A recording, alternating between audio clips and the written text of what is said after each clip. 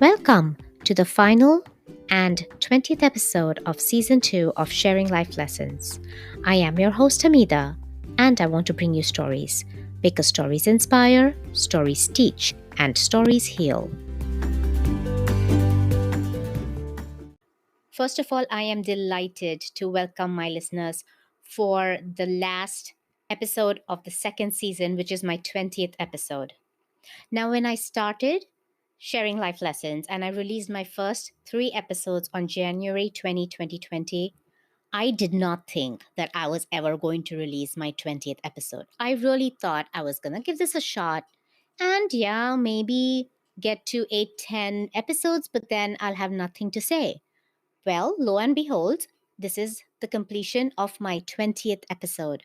So, thank you very much to all my listeners for getting me here. But I also realized that whilst I'm recording this, I am having so much fun with it. And I'm meeting such nice people who have such lovely personal stories together with insightful life lessons to share with the listeners. And I've also had comments from my listeners saying that there are some episodes that have actually felt like they were meant for them. That is the stuff that they really had to hear that day or during that phase of their life. And so when I record every episode, I say to myself, if this can make an impact or change the life of or help even one person, it's worth my while to record that episode. And that has brought me so far.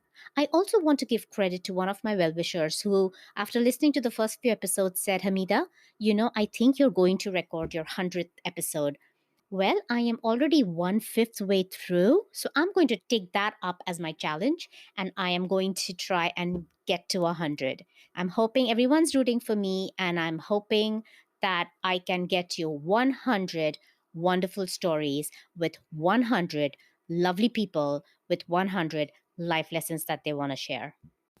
And now I'm ready to introduce our guest for today. Today we have a very special guest.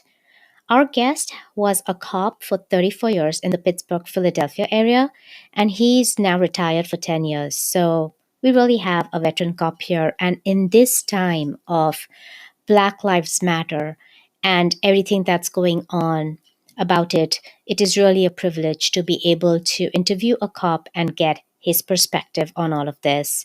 So, everyone, let's welcome Bill Biroscak. Hello, Bill, and welcome to Sharing Life Lessons. It's wonderful to have you on the show. We've been introduced to each other by a common friend, and I am forever in gratitude to her for getting me to know you. Can you, Bill, start us off by telling us something about yourself? Well, I started work as a policeman back in 1974, and I worked in a small town that was ripe with mill money. U.S. Steel was the biggest property there. It was only a half a square mile, and there was lots of mill money around. So all the vices were represented, and I was a policeman in that town for about 7 years. My best guess of that was that I was given the opportunity to be a policeman in a wide open town when I was young. And then when I was old, I became a county policeman, and I told you not to park on the grass. So it was age related that I did a lot of work and a lot of fun in that town when I was young. And when I was old, I told you not to do certain things that were good for an old person to tell you. Got it. So you were in the police force for how long? I spent 35 years as a policeman. And when did you retired, I'm assuming? Yes, I retired about 10 years ago.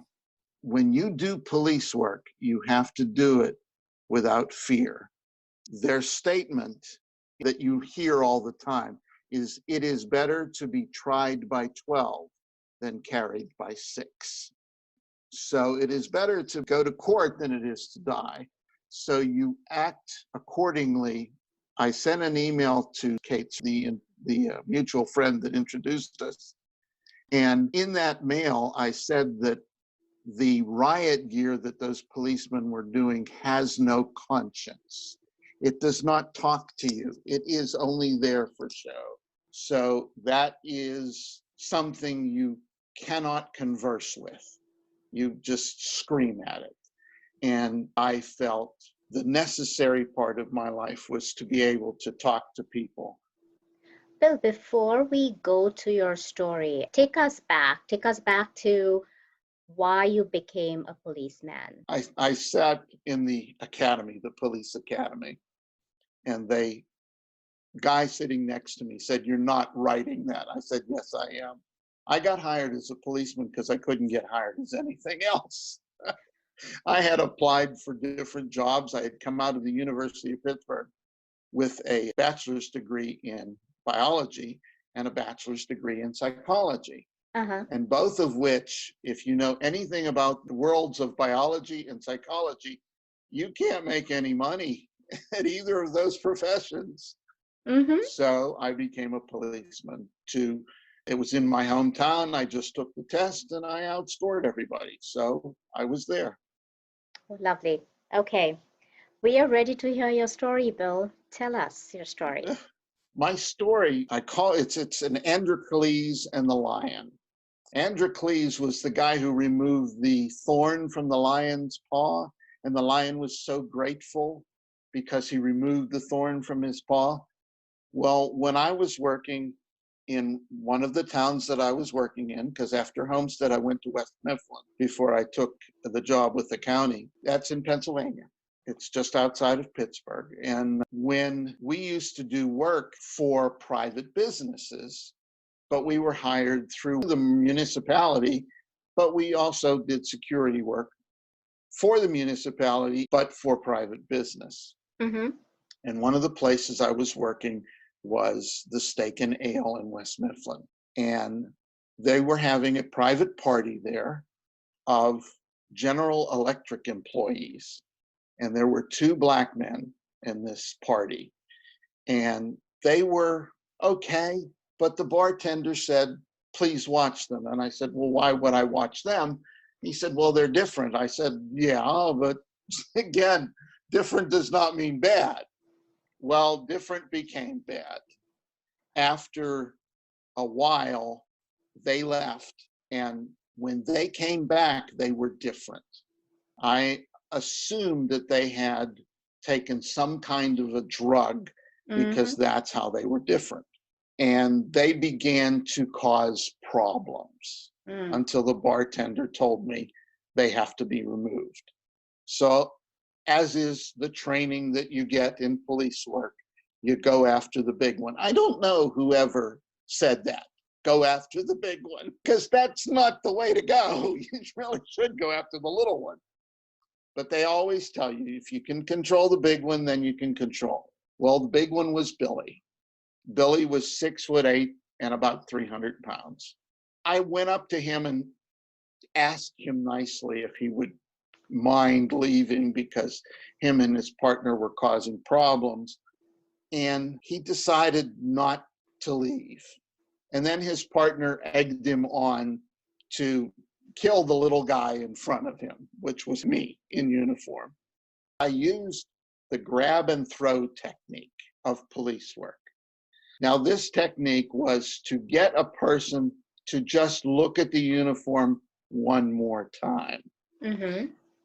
They could do anything that they wanted the first time, but when they got thrown away and looked at the uniform, maybe they would settle down and things could go back to that conversation that we were talking about, that we could talk.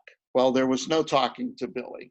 Billy looked down at me during this being egged on by his friend, and he said, "I'm going to kill you now," because he was a very, very large man. I myself am 6 foot. At the time, I was about 215 pounds. So I wasn't small, but to him, I was very small. Uh-huh. I looked at his jacket, and my grip was on his jacket so tight that you could see the leather stretch underneath my grip. I was definitely pumping enough adrenaline to keep me going. And when Billy said it was time for me to die, I picked him up, all 300 pounds of him, put him on the bar, and ran him down the bar. Well, we got to the point where we ran out of bar. When we ran out of bar, we went through the double doors and ended up in the hallway, to which Billy said, I'm cool. I'm cool. You obviously lift weights. I'm cool. So I said, that's nice. And I left him there. I said, just stay here and I'll go in and get your friend. Okay, And so for the listeners, when he said I'm cool, what was he actually telling you? he was telling me that he was going to sit there and not do anything. Got it. He was perfectly fine. And I went in and got his partner, who was really under the influence of something. The things that he said and the stuff that he did was really over the top. But I was fortunate that the other people in the bar were kind of keeping him from me when I was dealing with Billy. And when I came back in alone, they let him go, to which he walked right into me. And because he was under the influence of something, he was easy to handle. I had called for backup immediately, and they couldn't come because they were busy with another circumstance, a domestic that they were dealing with. And I was alone. So I took care of this situation by myself. And when they arrived, and I usually call it the cavalry arriving, I had the situation under control. Billy was sitting there perfectly calm, and the other guy was under arrest. So he was, although not calm, he was controlled. So they came in and said, what's going on? I said, nothing. So we went to the station. I have to tell you, just from what I heard so far, I have two reactions. A, this is super scary what you do as a policeman. Yes, And very much B, so. yeah, and B, this actually sounds like something right from a movie. It was one of the times I have in the 33 years, 35 years I was a policeman. I had maybe one what I call TV moment a year. Uh-huh. And that was my TV moment of that year, was that Billy was bigger than me and could kill me in a minute, but was under the influence and therefore easier to control. And then once he said everything was cool between me and him. We ended up going back to the station, him and I, talking on the way getting there.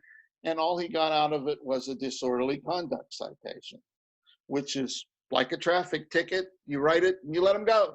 The other guy was not so much. He was so bad that at 25 years old, we called his mother to come to the cell to try to calm him down a little so that we could process him. And, you know, he was it was terrible. He was spitting, it was terrible. So I said, let's call his mother. Let's bring her in. When he went off on his mother, I knew that I was safe because he was going off on his mother. You know, she believed everything I said after that because her son had done what I said he was going to do. When he calmed down and when he was no longer under the influence, the next day when we were in court for the preliminary hearing, he was the nicest person you ever wanted to meet. So apologetic, so nice. You know, I can't believe I said that to my mother, blah, all that stuff. He ended up getting a little bit more than a citation, but after seeing how he had changed, it just ended up as a disorderly conduct. So it all turned out fairly well. And where the Androcles and the lion story comes in is I was in front of a bar in the town that I was working in when someone got thrown through the front door. Okay, now this is at another time. This is complete another time. Okay. So a person had been thrown through the door, so I couldn't drive away. This was a fight in progress. I decided to go in, calling for backup. They were far enough away that I went in by myself. It was a scene from a movie. Pull cues, overturned tables. It was a mess, an absolute mess. But when I walked through the door, they all turned their attention to me. I was the cop in the room. So they all said in unison, let's kill the cop. So they were a little upset, but Okay, they were and what going. was going on in your mind at the time as soon as you heard that? I could not get away fast enough, and the door was too far away. I'm sure. From the right side of me, sitting at the bar in the shadows, was a big black man. And he said, if you mess with him, you mess with me. And they stopped. And that big black man was Billy. Fascinating. He came out of nowhere. He said he had his motorcycle helmet there. And he said, do you want to sit down for a drink? And you're not supposed to drink in uniform. But I sat down for a drink with Billy because he had saved my life. Well, when the cavalry came through the door, they saw a bar completely disheveled, but everyone sitting on whatever they could find to sit on, and me and Billy sitting at the bar having a drink. They said, what's going on here? I said, absolutely nothing. Everything was fine. Bartender was fine with the damage. He was used to it. Everything was fine.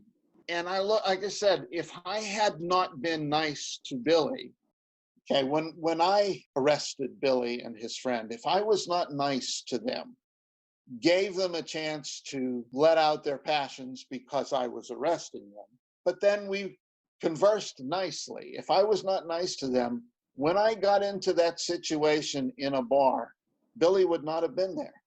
And he was there for me as the biggest person in the room.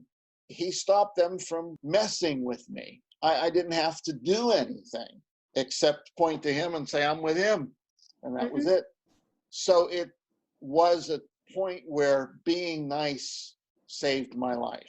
What I'm there for is the 95% of the time that you meet a policeman and that policeman is nice. I'm not there for the 5% when you really need somebody. If you're assaulted, robbed, house burglarized, you need a real policeman. And I can be that if I want to be. But that's for the detectives, for other guys who put the uniform on and act a certain way. When you need a policeman, you need someone better than me. When you just meet a policeman, you hope you meet me, because it's going to be a nice experience and we're going to be able to talk.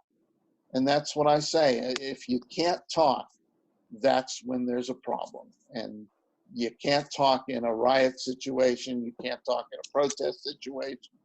You can't talk in a negative situation. If I'm just arresting you, that's when we can't talk. And we need to get to that place to where we can have a conversation person to person, and that will make the difference. And in my case, my being able to talk to Billy made the difference. Absolutely.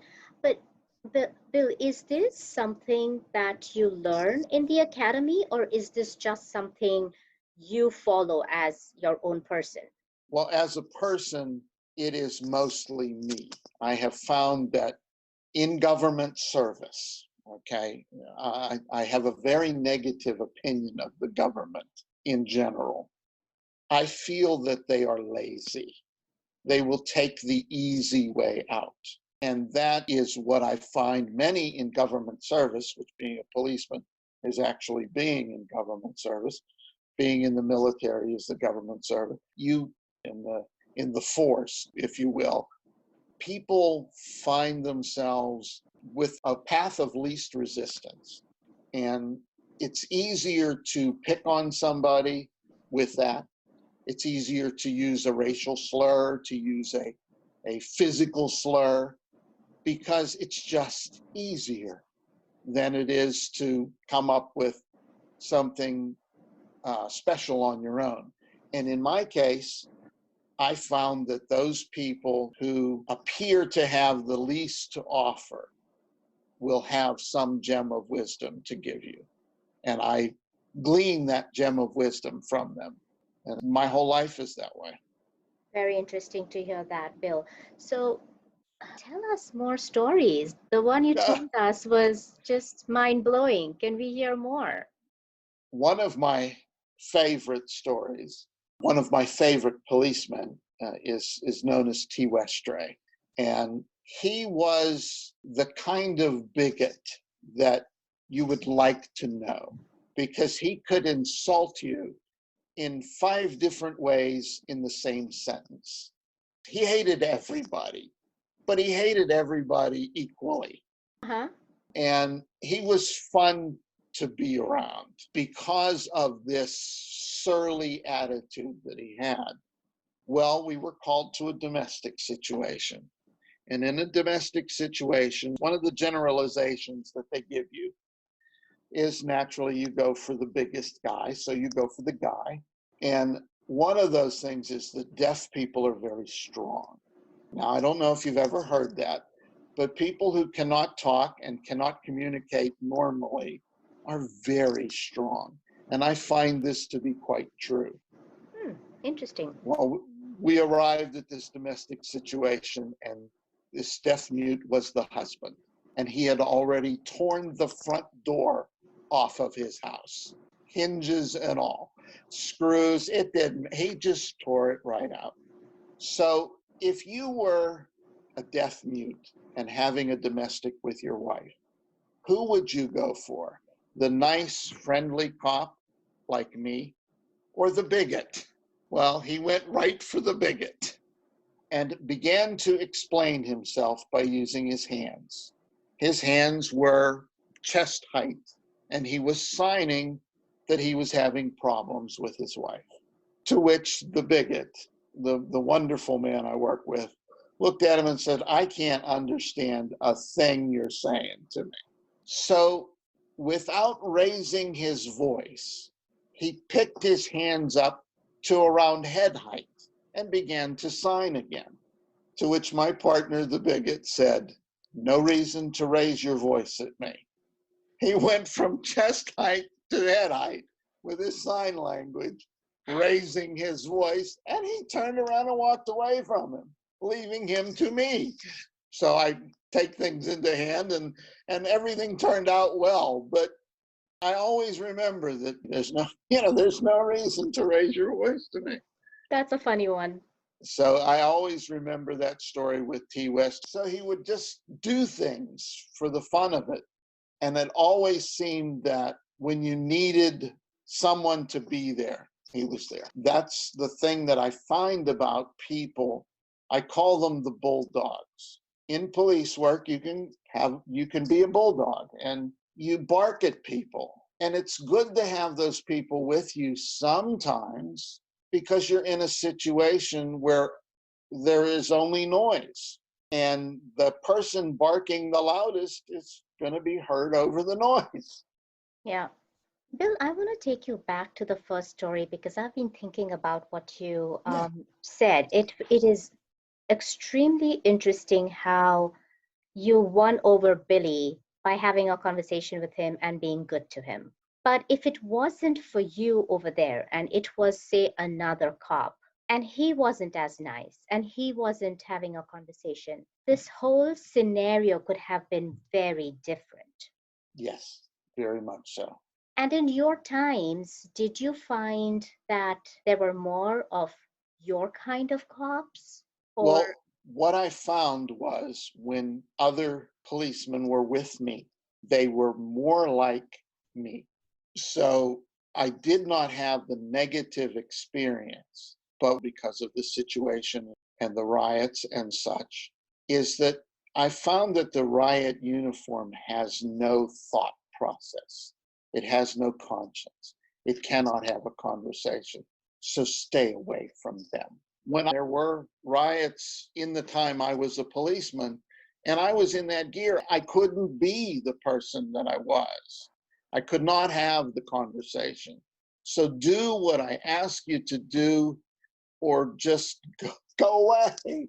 And that's where I have such feeling for both the protesters and the Antifa rioters and the policemen, because you can't have a conversation. And that's when I did my worst.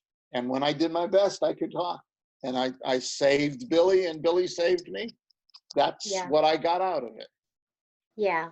If you were a cop today, Mhm. what changes would you like to see? I would like to see, again, they called it in my day community oriented policing, COP.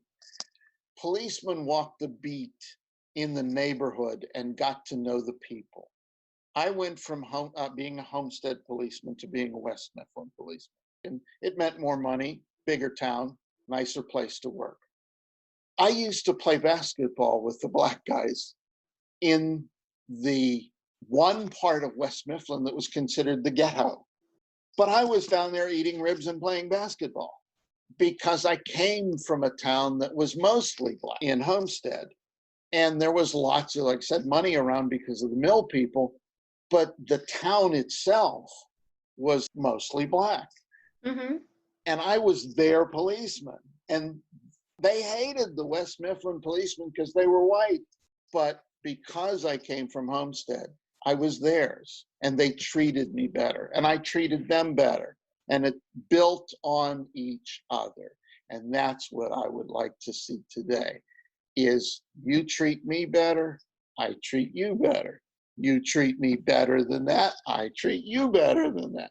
And that's how that kind of trust takes a little time to build. But And you're saying that that's the trust that's right now missing yes, between. Yeah. absolutely. And so this whole thing about the protesters, which I stand by the peaceful protesters personally, I Yeah, do not stand by the people who are looting and rioting, but I right. personally stand by the peaceful protesters. And when they say take some of the funding from the police corps and put it into community projects, is that something you think is being rightfully asked for? Because it's going back to your COP idea. Yes. Well, I do believe that that is, in a sense, correct. But in many cases, I find that the conversation wants to leave the policeman out and use the money just for a community group and not a community group that is in concert with the police. And you need that conversation back and forth. I need to see you as a person, and you need to see me as a person. And then a uniform, and then a black person, then a woman, then a that is what you see first is the person. Then you see what they might be. And if that helps you make your decision as time goes on, as you said, what you feel for with the police is that they have to make instantaneous decisions Mm-hmm. that are sometimes life and death. And that is not easy to do. And there are a plethora of Monday morning quarterbacks, both in and out of government service, that will question everything that you do. Mm-hmm. I did get yelled at for playing basketball with the blacks because we don't do that. Well, this policeman does. And I continue to do that, getting away from the wrath of my superiors by doing it at different times, but I still did it because it was important to me that I was part of their community. And that's how I got my intelligence, was from them telling me the stories that I'll tell you. They told me about this guy and that guy. He was a bad actor. He was a bad person. And then I could watch him and do more for the community. And I think that's what's missing. Yeah, Bill, these are all such wise words, and I could keep talking to you, but time's running out, and I want to ask you, what is your life lesson that you want to share with your listeners from all of your policeman experience? What is your life lesson? My life lesson is rather simple. Everyone has a story. Everyone is a person that has a hidden talent. And you can find that talent just by giving them a chance. And my life's lesson is from Billy, the big guy. I gave him a chance and he really came through. I didn't change his life at all. He was still who he thought he would wanted to be, but he saved me. And everyone has that innate ability to help or hurt someone else. And you need to pick up these lessons from people to help other people. And Bill, I know you're not just saying it, but you actually were walking your talk when you were a cop. And for that, I really want to thank you. It is an honor to be talking to a policeman right now because of everything that's going on, and especially a policeman such as you who did something for the people, talked to them, and made them feel like people. Yes, we all have to be that way. And I want to thank you from the bottom of my heart for that. Thank you for being on the show. Sharing life lessons is honored to have you. And anytime you want me back, I'll be glad to return.